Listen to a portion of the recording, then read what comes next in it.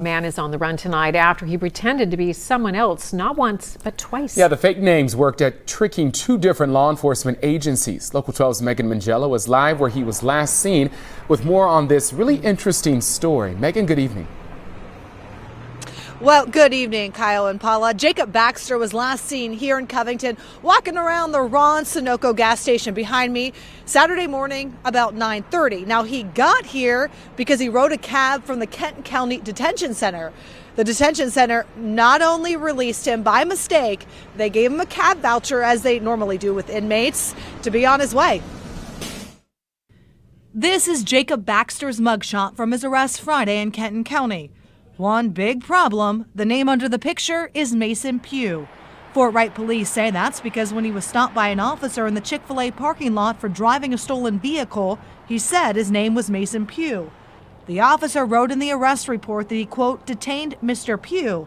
So when Wright brought him to the Kenton County Detention Center, that's how his name was entered into the jail system.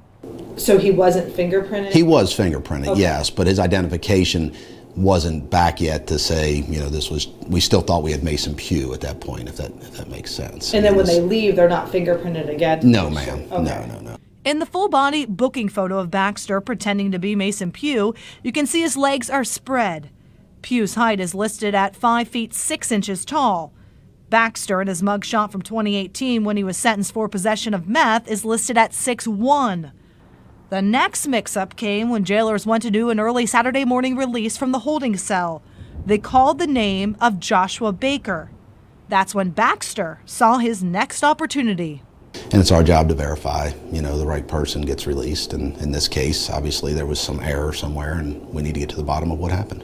And this Josh Baker guy, did he play a part in it at all? No, ma'am. There's nothing to indicate at this point that he did at all. I don't believe so. I think Mr. Baker's as much, an innocent party in this as anybody.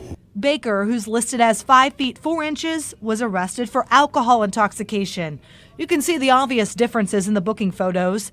Baker has a Band-Aid and is clean-shaven with no large neck tattoo. When Baker came to and started questioning why he was still locked up, jailers realized they let the wrong man walk. Mr. Baker was then released from jail, as he should have been in the first place. Baxter, he is still on the run and authorities are looking for him. He has a felony escape charge added to his record and a warrant out for his arrest.